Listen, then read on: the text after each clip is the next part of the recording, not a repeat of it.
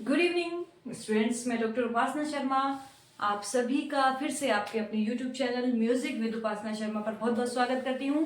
Students, आप सभी जानते ही हैं कि इस चैनल के माध्यम से हम आपको संगीत विषय की सभी प्रतियोगिता परीक्षाओं की फ्री ऑफ कॉस्ट तैयारी करा रहे हैं। तो इसी श्रृंखला में एक नए टॉपिक के साथ मैं आज फिर उपस्थित हूँ और आज हम टॉपिक करने वाले हैं बच्चों मध्यकाल का इतिहास। संगीत का जो स्वर्ण युग कहा जाता है वो कहा जाता है मध्यकाल को। कई बार क्वेश्चन बनते हैं मध्यकाल से कि संगीत का जो गोल्डन पीरियड कहा जाता है वो किस काल को कहा जाता है। तो वो बच्चों किसको कहा जाता है? मध्यकाल को कहा जाता है, क्योंकि मध्यकाल में बच्चों इतनी सारी चीजें हमारे यहाँ पर हुई। ख्याल का आविष्कार हुआ, तबले का आविष्कार हुआ, सितार का आविष्कार हुआ, अलग अलग विद्वानों ने इनकी रचना की। तो ध्रुपद की उत्पत्ति भी इसी समय हुई है मध्यकाल के समय में। तो अकबर के शासनकाल में मध्यकाल की काफी उन्नति हुई। बीच में काफी ऐसे हमारे यहाँ पर ऐसे राजा भी आए ऐसे जिन्होंने संगीत को मिटाने की कोशिश की, लेकिन फिर भी वो मिटा नहीं पाए और संगीत की उन्नति मध्यकाल में सबसे अधिक हुई। इसलिए संगीत का जो काल स्वर्ण काल कहा जाता है वो मध्यकाल कहा जाता है। ठीक है, फर्स्ट क्वेश्चन आपको क्लियर हो गया कि संगीत का स्वर्ण युग कौन सा है, तो वह मध्यकाल है। तो आज हम मध्यकाल के संगीत के विषय में ही बात करेंगे। आप सभी को मैं बता दूं, जो भी हमारे चैनल पर नए हैं, पहली बार देख रहे हैं हमारी वीडियो को, बार बार आपको बता रही हूँ, आज हम क्लास कर रहे हैं बच्चों फ्री क्लास 62 यानी कि 61 क्लास आपको हमारे चैनल पर मिल जाएगी, वीडियो में जाकर के मिल जाएगी या प्लेलिस्ट में बनी हुई है ऑल म्यूजिक रिकॉर्डेड क्लासेस के नाम से। ऑल म्यूजिक कॉम्पिटिशन रिकॉर्डेड, कोई भी कॉम्पिटिशन आप संगीत से संबंधित दे रहे हैं तो इन सभी वीडियो को देख करके आप उसको इजीली क्लियर कर सकते हैं। किस तरह से हमें तैयारी करनी चाहिए वो सब इसमें बताया गया है।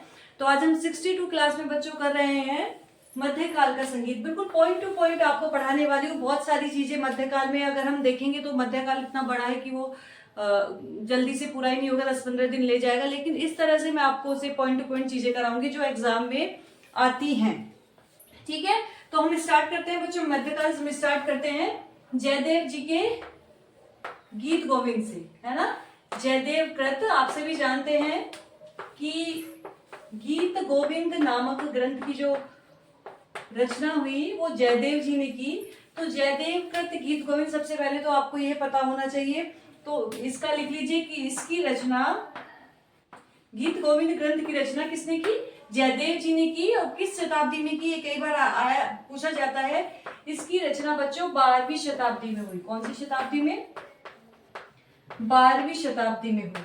ठीक है, इसमें क्या क्या मिलते हैं बच्चों? इसमें बहुत सारे प्रबंधों का वर्णन है। प्रबंध के साथ साथ इसमें राधा कृष्ण के गीत भी मिलते हैं। तो इसमें प्रबंध व गीत मिलते हैं, है ना। गीत ऐसे मिलते हैं जिसमें राधा कृष्ण से संबंधित गीत इसमें मिलते हैं और उसके साथ साथ इसमें प्रबंध भी मिलते हैं। तो इसको ये भी कहा जाता है कि इसमें बहुत सारे प्रबंधों का समावेश किया गया है, तो गीत गोविंद को ऐसा ग्रंथ माना जाता है। तो कई बार ये पूछा जाता है किस शताब्दी का ये ग्रंथ है? 12वीं शताब्दी का ग्रंथ है। किसने लिखा है? जयदेव जी ने लिखा है। ठीक है, और जयदेव जी को बेटा उत्तर भारत का प्रथम गायक होने का सम्मान प्राप्त है। उत्तर भारत का प्रथम गायक, उत्तर भारत का प्रथम गायक होने का सम्मान प्राप्त है। ठीक है, ध्यान रखेंगे जयदेव जी से संबंधित। ये अभी हम जयदेव जी का आगे बायोग्राफी करेंगे। इसको हम मध्यकाल और आधुनिक काल करके, प्राचीन काल हम आपको इससे पहले करा चुके हैं, जिसमें हम वैदिक काल के बारे में, ऋग्वेद काल के बारे में, सामवेद काल के बारे में वीडियो बना चुके हैं। आज हम मध्यकाल के बारे में पॉइंट टू पॉइंट पढ़ेंगे और आधुनिक काल के बारे में पढ़ेंगे। आधुनिक काल में कुछ ज्यादा ऐसा नहीं है और इनसे संबंधित डिटेल चीजें हम आपको बाद में कराएंगे। जैसे कि गीत गोविंद है, गीत गोविंद ग्रंथ के बारे में जितने भी हमारे ग्रंथ हैं मध्यकाल के, प्राचीन काल के, जैसे प्राचीन काल में नाट्य शास्त्र है, वृद्धदेशीय, इनके बारे में आपको अलग से विस्तृत वीडियो कराएंगे।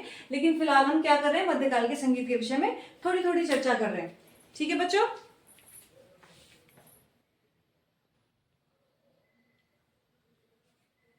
चलिए ठीक है, पता चल गया आपको जयदेव कृत गीत गोविंद के बारे में। आपने सभी नोट डाउन कर लिया होगा बच्चों। ये भी आपको मैं बता दूं कि हमारे चैनल पर दो तरह की वीडियो पड़ी हुई है। एक तो लाइव हम क्लास लेते हैं जिसमें हम बस क्वेश्चंस ही आपको कराते हैं, ऑप्शन टाइप क्वेश्चन जिस तरह से आपके एग्जाम में पूछे जाते हैं, तो बहुत सारे क्वेश्चन बहुत सारी लाइव हम ले चुके हैं, 122 के करीब लाइव ले चुके हैं। तो आप उन लाइव को देख सकते हैं, जाकर के रिकॉर्डेड पड़ी हुई हैं, और वो सभी क्वेश्चंस जो मैंने कराए हैं लाइव में उनको आप नोट डाउन कर सकते हैं। तो एक अलग रजिस्टर आप इन क्वेश्चंस का बना लीजिए, जो अधिकतर आपके क्वेश्चंस लगेंगे हर एग्जाम में उनमें से, और इसके साथ साथ जो डिटेल वीडियो है वो अलग है, तो इनको आप अलग से पढ़िए। ठीक है बच्चों। इसके बाद बात करते हैं बच्चों मध्यकाल का बहुत बहुत बहुत फेमस, यानी कि कह सकते हैं बहुत ही प्रसिद्ध ग्रंथ कौन सा, आप सभी समझ गए होंगे जो हमारे से लगातार पढ़ रहे हैं, शारंगदेव कृत संगीत रत्नाकर। ठीक है, जानते हैं ना, शारंगदेव कृत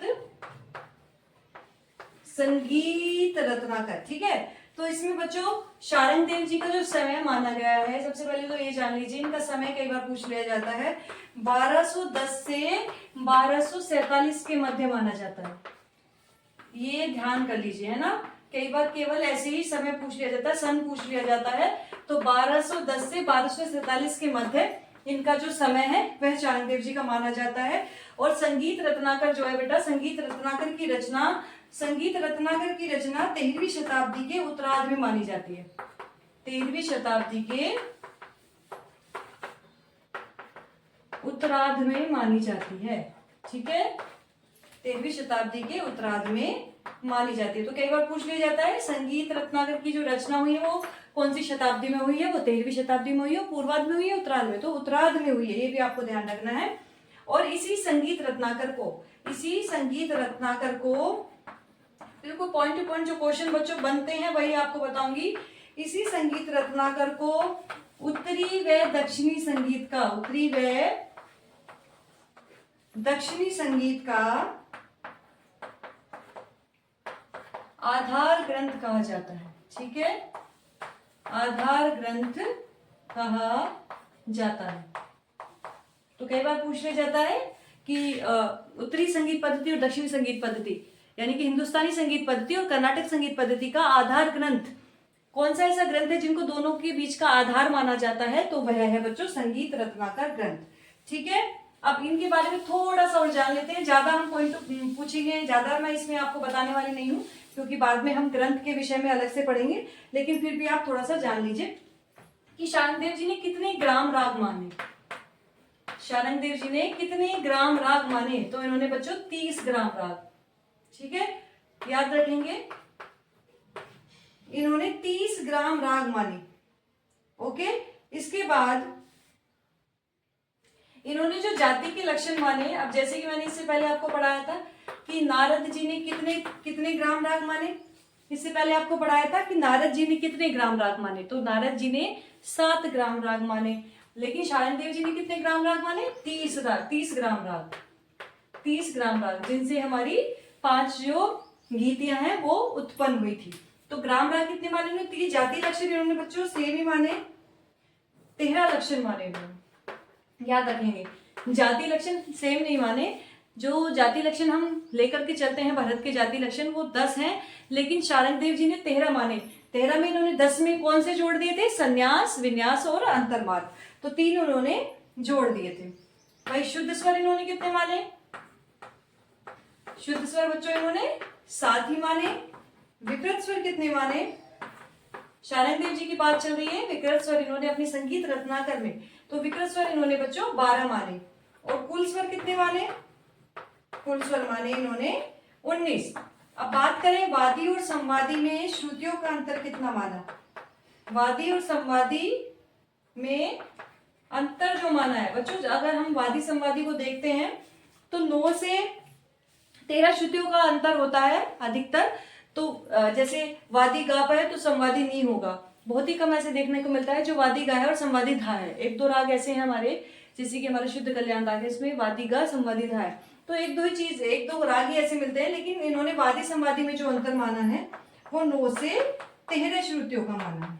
कितने का, 9 से 13 श्रुतियों का इन्होंने वादी और संवादी का अंतर माना है। नेक्स्ट है बच्चों विवादी स्वर का अंतर इन्होंने कितना माना है, विवादी स्वर का अंतर, ये क्वेश्चन कई बार बनते हैं कि विवादी स्वर का अंतर इन्होंने 2 श्रुतियों का माना है। कितना, 2 श्रुतियों का। ठीक है, तो इस तरह से आपको चीजें तैयार करनी है। तो चारण देव जी के बारे में आपको पता चल गया।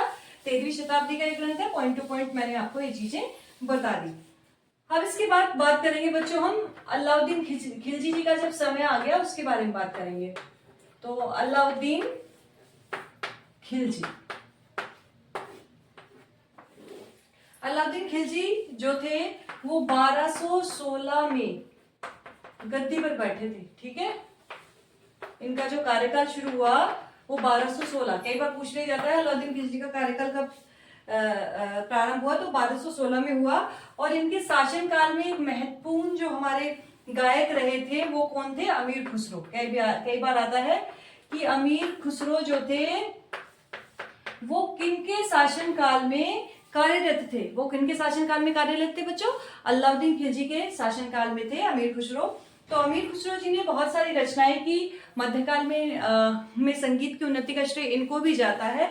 तो बहुत सारी चीजें इनके बारे में आती है, जैसे कि इन्होंने कई प्रकार के गीतों की रचना की, है ना, जो आजकल के हमारे यहाँ पर प्रचलन भी है। जैसे कि सबसे पहले हम अगर बात करें तो तराना, है ना, तराना की इन्होंने बिल्कुल रचना की। कहा जाता है कि इन्हें हिंदी भाषा नहीं आती थी, तो जब इन्हें हिंदी भाषा समझ में नहीं आई, संगीत का इन्हें पूरा ज्ञान था, तो जब ये हिंदुस्तान आए तो हिंदी भाषा को देखकर घबरा गए। तो इन्होंने ऐसे नए शब्द लेकर के, निरर्थक शब्द जो भी इनको समझ में आए वो इन्होंने उसको मिला करके एक नई गायन शैली का आविष्कार किया, उसका नाम था तराना। ठीक है, तभी तो कहा जाता है कि तराना में निरर्थक शब्दों का प्रयोग किया जाता है, लेकिन वो इतनी प्रचलित हो गई क्योंकि सुनने में वो बहुत मनोरंजन और मधुर लगती है, इसलिए वो तराना बहुत ही प्रचलित हो गया। तो कई प्रकार के इन्होंने गीतों की भी रचना की, जैसे कि कोल, ये कई बार आते हैं क्वेश्चन बच्चों, कलवाना, कोल, कलवाना, कव्वाली, सोहना, नक्श, निगार आदि, है ना।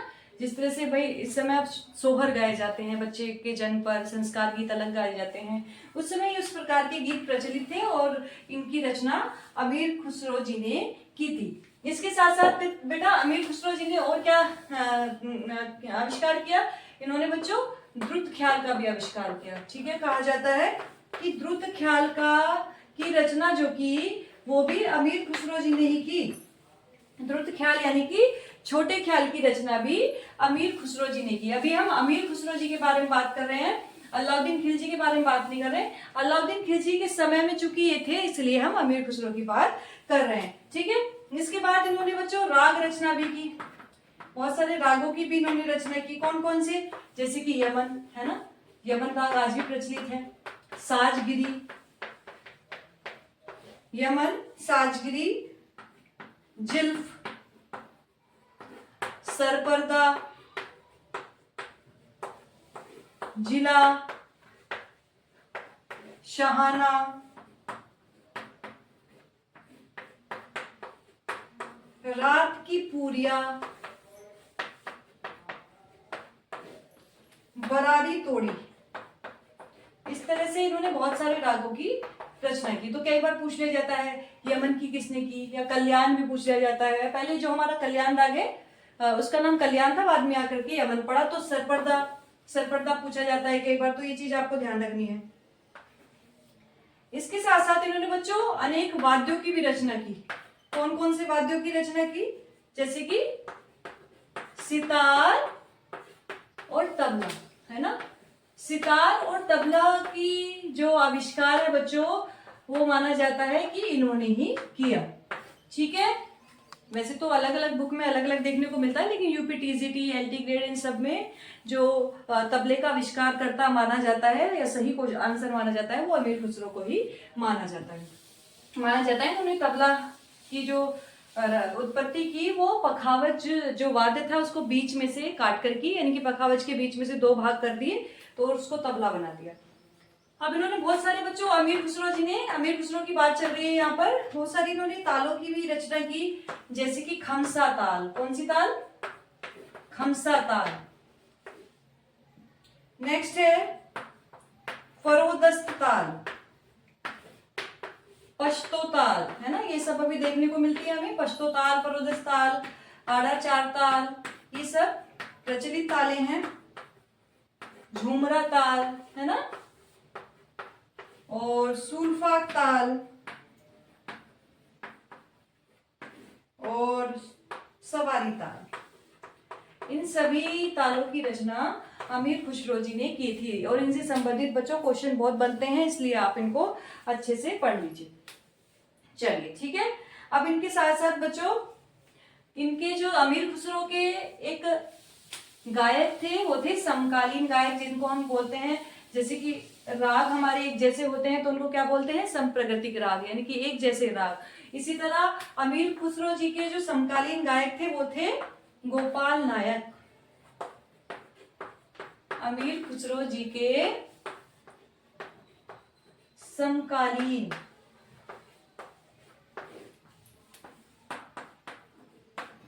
गायक थे, कौन थे, गोपाल नायक,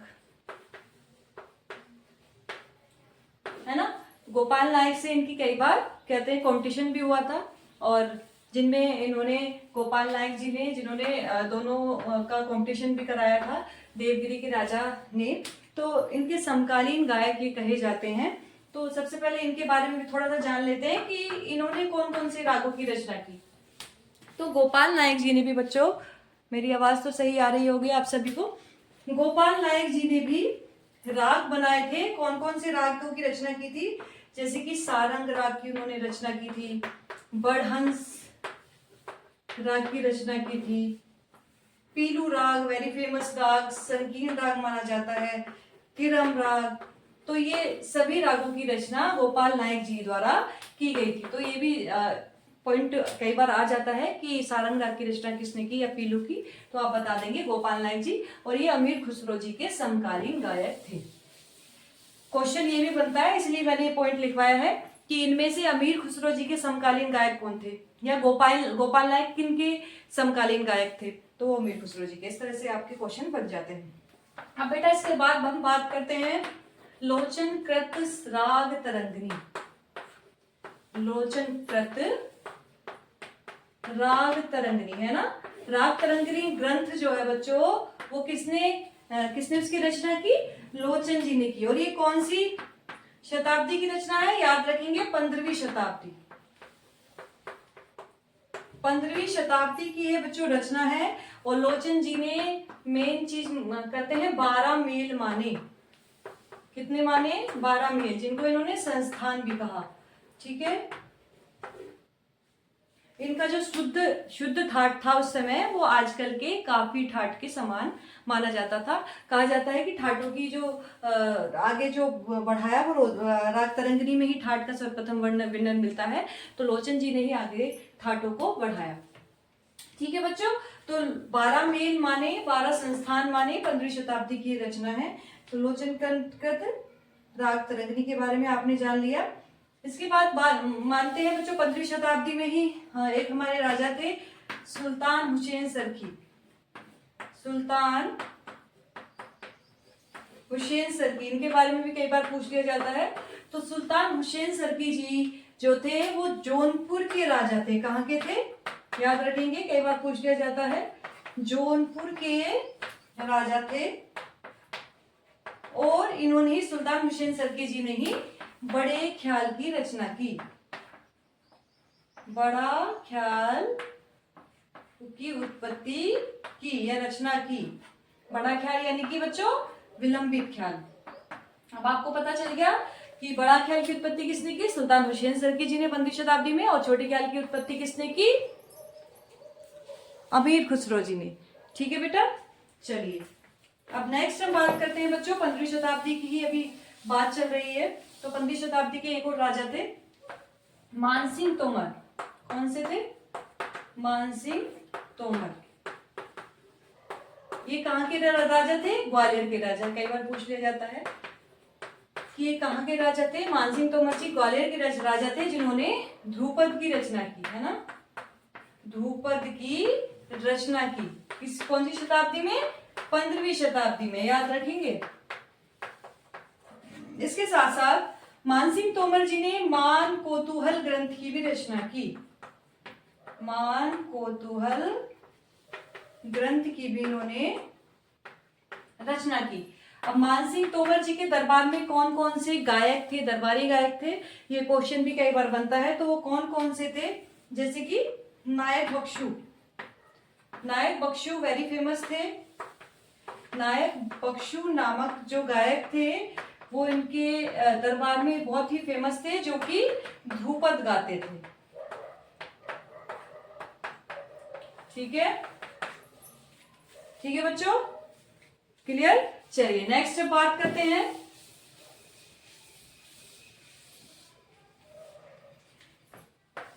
सबसे संगीत की उन्नति जो किसके शासनकाल में हुई, अकबर जी के शासनकाल में हुई। और अकबर जी के विषय में अब जान लेते हैं। तो इनका जो बच्चों समय माना जाता है, लिख लीजिए 1556 से 1605। ठीक है, तो इनके शासनकाल को मध्यकाल का स्वर्ण युग कहा गया है। तो मध्यकाल तो हमारा पूरा आता है वैसे, लेकिन जब इनका शासनकाल आया तो इनके शासनकाल को कहा जाता है, अकबर के शासनकाल को, ये संगीत का स्वर्ण युग था। संगीत की जो सबसे अधिक उन्नति हुई वो अकबर जी के शासनकाल में हुई। अकबर के दरबार में बच्चों 36 संगीतज्ञ थे। याद रखेंगे, अकबर जी के दरबार में कितने संगीतज्ञ थे? 36 संगीतज्ञ थे, जैसे कि नायक बैजू, तानतरंग, और सबसे फेमस तो आप जानते ही हैं तानसेन जी आदि। ठीक है, तो इनके बारे में एक किंवदंती भी है कि जो तानसेन जी थे वो अकबर के दरबार में आने से पहले हिंदू थे। अकबर जी के दरबार में आने से पहले हिंदू थे और उनका नाम था तन्ना मिश्र, लेकिन उन्होंने अकबर जी के यहाँ पर आकर के अपना धर्म बदल लिया और वो तन्ना मिश्र से क्या हो गए? तानसेन जी हो गए। अब तानसेन जी के बारे में मेन हम इसमें पढ़ेंगे। तानसेन जी ने कई रागों की रचना की। तानसेन जी ने जो राग रचना की, कई रागों की रचना की, जैसे कि वेरी फेमस राग आज भी प्रचलित है दरबानी कान्हा, और इससे संबंधित चीजें आती हैं, आज भी एग्जाम में पूछी जाती हैं। अभी एग्जाम हुआ था केवीएस का, उसमें पूछा गया था। मियाँ की सारंग, मियाँ मल्हार, सारे ही फेमस हैं। मियाँ की सारंग से तात्पर्य यहाँ पर वही है हमारा वृंदावनी सारंग। मियाँ की तोड़ी से जो तोड़ी चलता है, मियाँ मल्हार, आपका मियाँ मल्हार तो चलता ही है। तो चारों राग आज भी फेमस हैं, ये तानसेन जी द्वारा ही रचित किए गए हैं। ठीक है, चलिए नेक्स्ट इस अकबर जी के शासनकाल में ये चीजें की उन्नति हुई। फिर बच्चों 16वीं शताब्दी जब आई, 16वीं शताब्दी में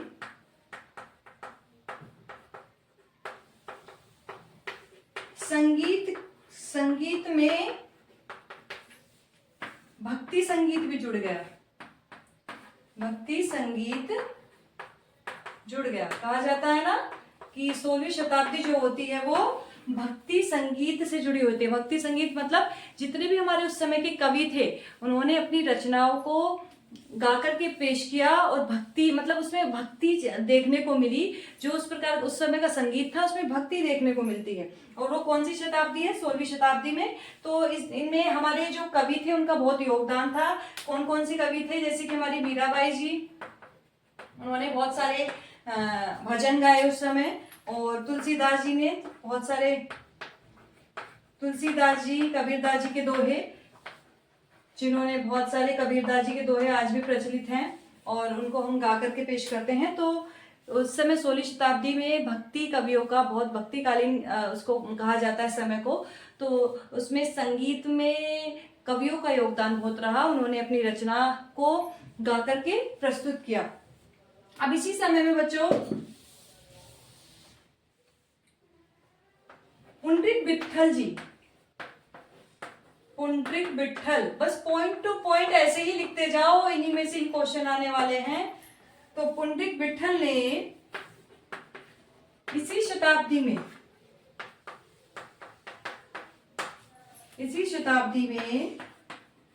4 ग्रंथ की रचना की। अब इनमें से क्वेश्चन कैसे भी अलग अलग बन सकता है कि पुंडरीक विट्ठल जी ने किस शताब्दी में ग्रंथों की रचना की, या इनमें से कौन सा ग्रंथ पुंडरीक विट्ठल जी का है। इस तरह से क्वेश्चन बन जाते हैं। वो कौन कौन से थे बच्चों? नंबर 1 था सिद्राग चंद्रोदय,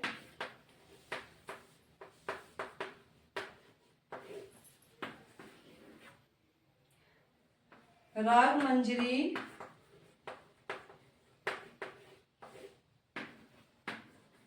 नर्तन निर्णय, रागमाला। ठीक है, तो ये 4 रागों की रचना पुंडिक विट्ठल जी ने 16वीं शताब्दी में की। और कई बार पूछने जाता है कि इनमें से कौन सा ग्रंथ पुंडिक विट्ठल जी का है, तो ये चीज आप कर लीजिए। नेक्स्ट बच्चों बात करते हैं अब हम बात करेंगे बच्चों जहांगीर जी के काल की।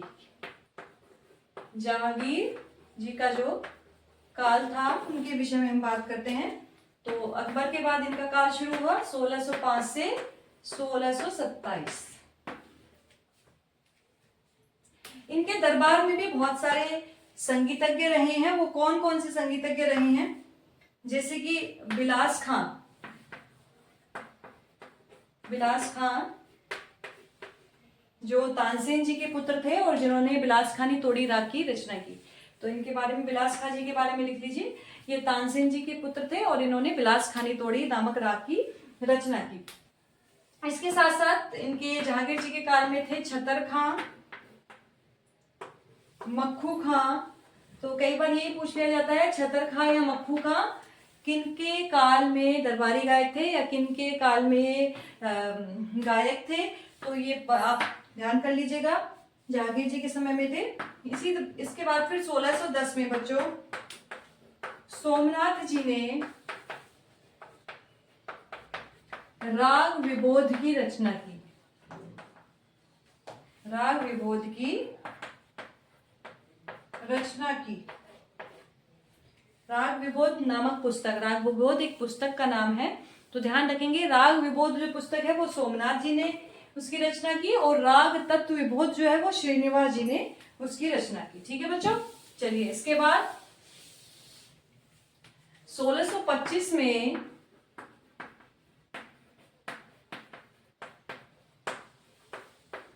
इन्हीं के काल में, जहांगीर जी के काल में ही मान लीजिए, पंडित दामोदर जी ने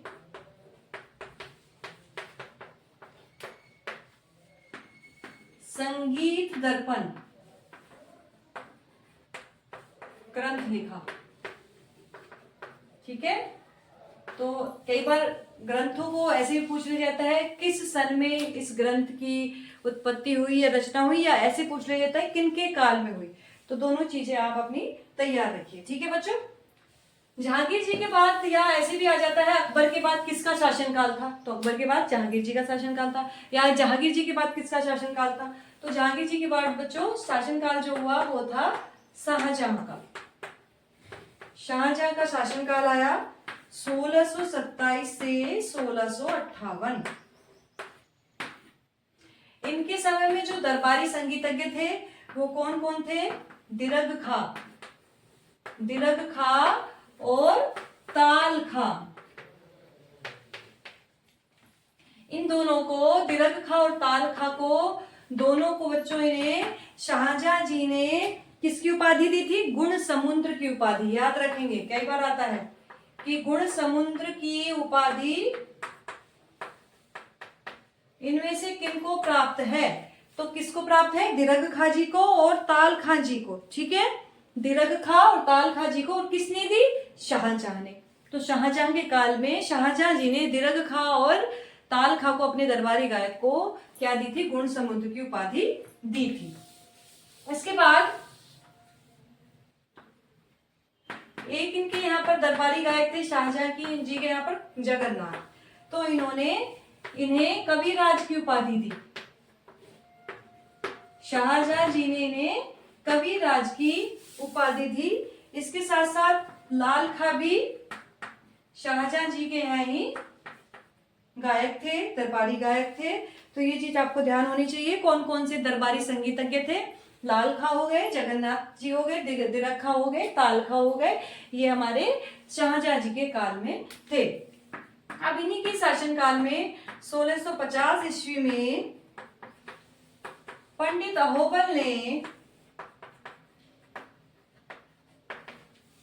संगीत पारिजात नामक ग्रंथ की रचना की। पंडित अहोबल जी ने संगीत पारिजात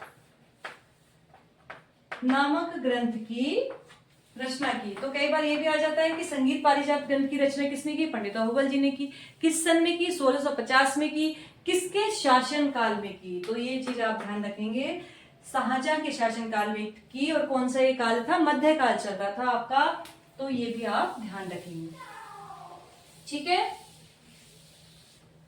तो पारिजात का भी बच्चों जो शुद्ध सप्तक माना जाता था, ठाट माना जाता था, वो आजकल के काफी के समान माना जाता था। जिसे कर्नाटक संगीत में काफी ठाट को क्या कहा जाता है? खरड़ प्रिया कहा जाता है।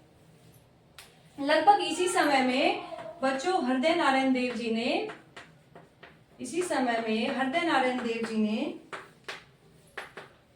हृदय कौतुक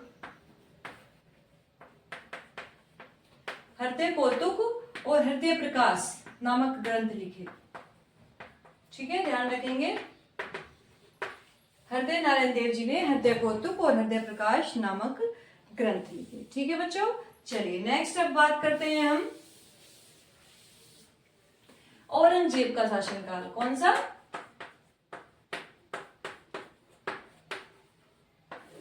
औरंगजेब के शासनकाल के बारे में अगर हम बात करें तो इसमें संगीत की बिल्कुल भी उन्नति नहीं हुई। वो संगीत के बिल्कुल कट्टर विरोधी थे। औरंगजेब जो थे संगीत का बिल्कुल कट्टर विरोधी था। संगीत को वो नहीं चाहते थे कि संगीत आगे बढ़े। और उनकी एक कोटेशन भी कहा जाता है, उन्होंने कहा था संगीत को इतनी गहराई में गाड़ दो कि उसकी आवाज कभी फिर सुनाई ना दे। संगीत को मतलब उन्होंने कहा, माना जाता है कि उनके समय में वाद्यों को जला दिया गया था, वाद्यों को जमीन में गड़वा दिया गया था, संगीत बिल्कुल उन्नति नहीं कर पाया था। तो औरंगजेब संगीत का बिल्कुल कट्टर विरोधी माना जाता है।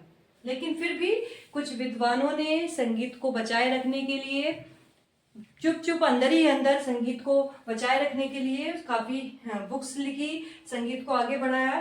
तो दक्षिण के विद्वान थे, दक्षिण के पंडित वेंकटमुखी ने इनके ही समय में चतुर्दंडी प्रकाशिका नामक ग्रंथ की रचना की। चतुर्दंडी प्रकाशिका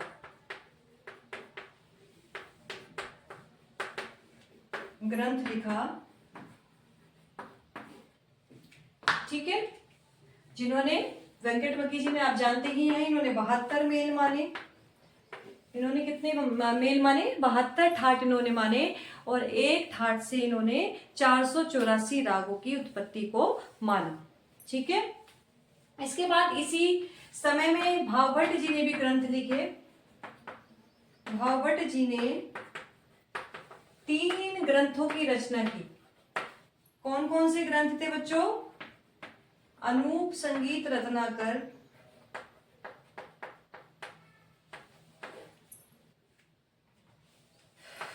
अनूप विलास और अनुपांकुश। ठीक है बच्चों।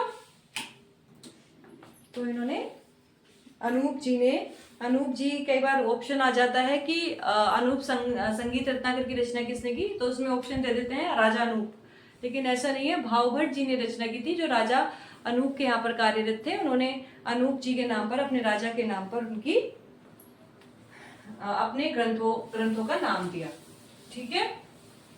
चलिए इसके बाद बच्चों जो समय आता है वो आता है मोहम्मद शाह रंगीले जी का, जिसमें ख्याल की उत्पत्ति अच्छे से मानी जाती है। इनका जो समय था बच्चों 1719 से 1748 तक का था।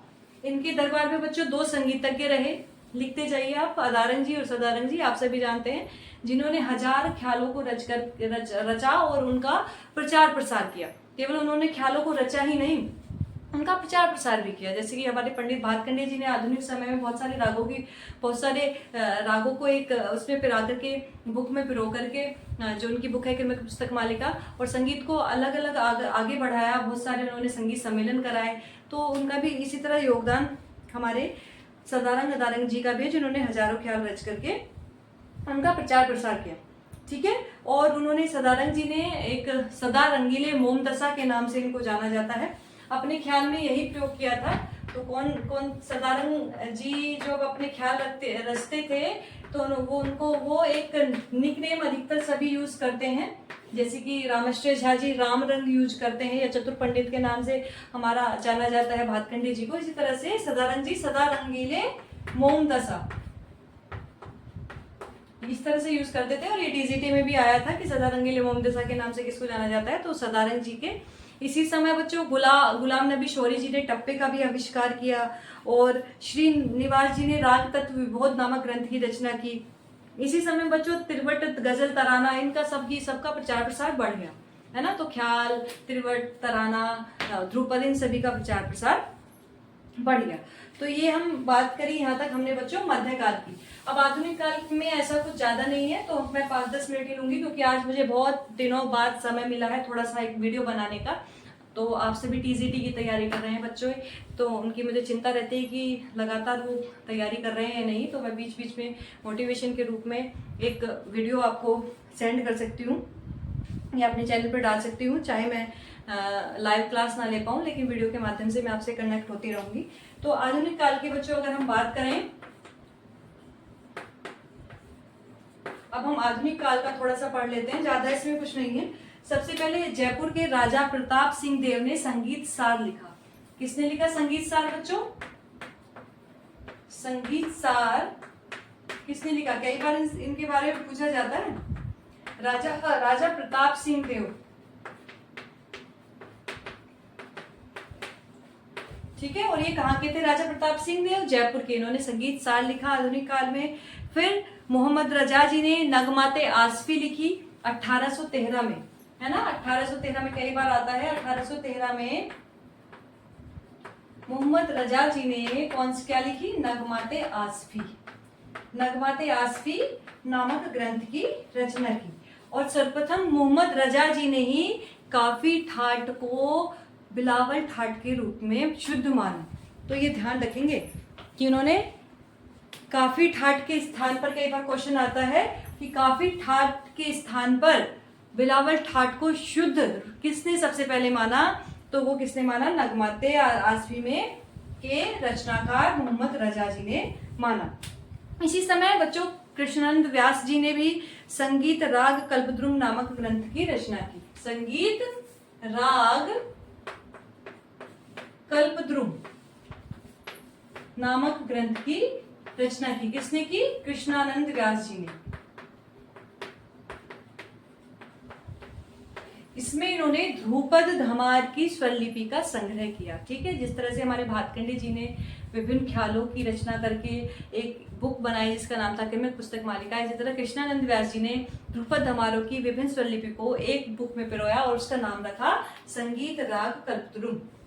इसी समय में बंगाल में सर सोरेंद्र मोहन टैगोर जी ने 19वीं शताब्दी के उत्तरार्ध में एक ग्रंथ की उन्होंने भी रचना की इंग्लिश में, और कई बार इसका पूछा जाता है universal history of music.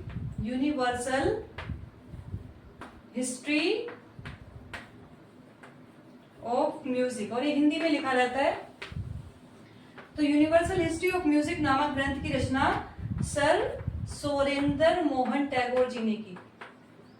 Sir सोरेंद्र Mohan Tagore ji ने की, और इन्होंने भी 20वीं शताब्दी के 19वीं शताब्दी के उत्तरार्ध में, यानी कि 20वीं शताब्दी शुरू होने वाली थी, तो 19वीं शताब्दी के उत्तरार्ध में इन्होंने भी राग रागनी पद्धति को स्वीकारा।